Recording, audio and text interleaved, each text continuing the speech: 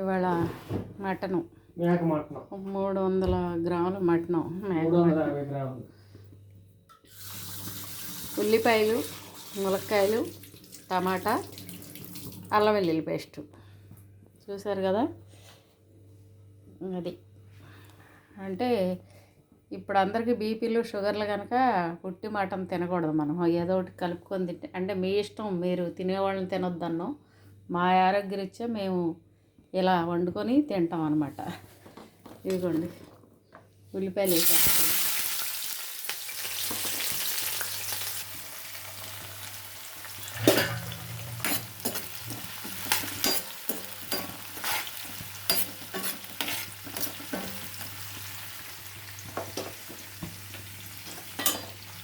ఉల్లిపాయలు కొంచెం వేగనిచ్చి మటన్ వేస్తాను. మటన్లో నీళ్ళు ఎగిరినాక అప్పుడు ములక్కాయ, టమాటా వేసి ఉప్పు, కారం, పసుపు వేసి తగినంత ఎసరు పోసి బాగా ఎగరనిస్తాను అన్నమాట. అప్పుడే ఉల్లిపాయలు వేసుకోవచ్చు. చూసారా కలర్ మారి.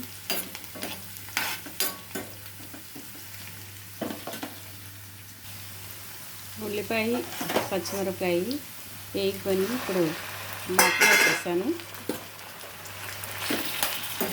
మటన్లో కాస్త నీరు వస్తుంది కదా, ఇప్పుడు ఆ నీరు ఎగిరేదాకా మనం ఆగుదాము. నీరు ఎగిరిపోయినాక అప్పుడు ములక్కాయలు, టమాటాలు వేసి ఉప్పు, కారం వేద్దాం. దీంట్లో ఇప్పుడు వెల్లుల్లి, అల్లం పేస్ట్ కూడా వేసేద్దాం.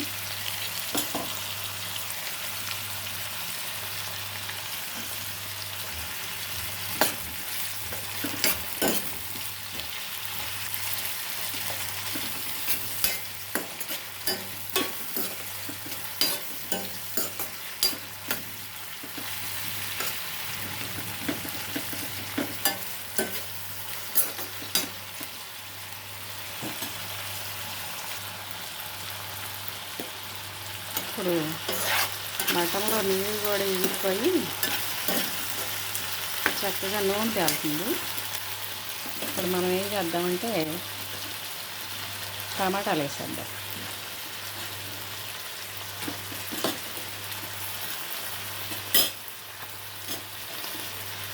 ములక్కాయలు సగం ఉడికినాక వేసుకుందాం, ఎందుకంటే ములక్కాయలు ఊరికి తొందరగా ఉడికిపోతాయి. తగినంత ఉప్పు వేస్తున్నాను.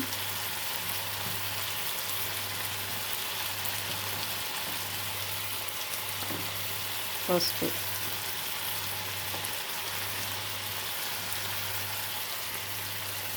కారం, సరిపడా కారం వేసుకున్నాను నేను. మీకు సరిపడా మీరు వేసుకోండి. నేను వేసినంత అని కాదు, మీ టేస్ట్ని బట్టి మీరు వేసుకోండి.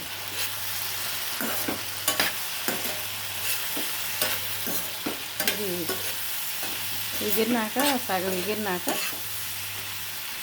ఉడికినాక అనమాట అప్పుడే వేద్దాం ములక్కాయ. లేకపోతే ములక్కాయలు చితికిపోయి విడిలిపోతాయి అన్నమాట. చూసారుగా, మగ్గనిద్దాం కాసేపు. చూసారుగా మగ్గుతుంది శుభ్రంగా. టమాటాలో నీరు కూడా అయిపోయిందండి, నూనె తగ్గుతుంది. ఇప్పుడు ఏం చేద్దాం, ములక్కాయలు వేసేద్దాం.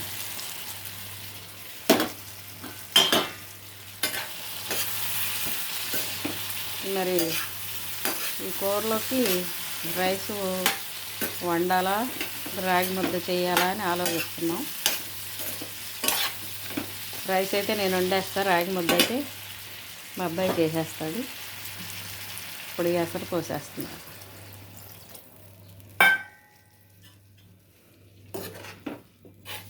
ఉల్లిపాయ, పచ్చిమిరకాయ వేగినాక మటన్ వేసి, మటన్లో నీళ్ళు ఎగిరినాక టమాటాలు వేసి, టమాటాలో నీరు కూడా ఎగిరినాక ఉల్లికాయ వేసా, ఉప్పు, కారం, పసుపు వేసేసాను. ఇప్పుడు దీన్ని చక్కగా ఉడకనిద్దాం. మటను, ములక్కాయ, టమాటా. ఓకేనా. కూర ఉడుకుతుంది కదండి, ఎసరు ఎక్కువ వేసాను. రాగి ముద్ద చేసుకుందాం అనుకుంటున్నాం, అందుకే ఎసరు ఎక్కువ వేసాను.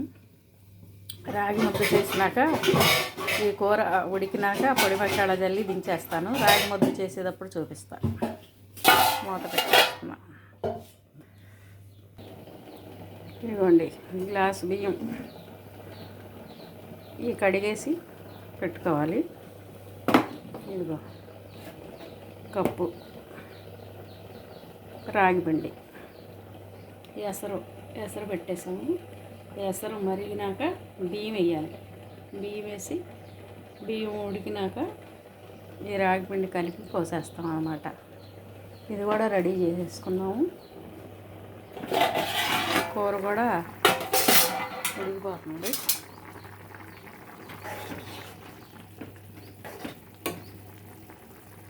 రాగి ముద్ద కూర అన్నీ ఒకసారి అయిపోతాయి.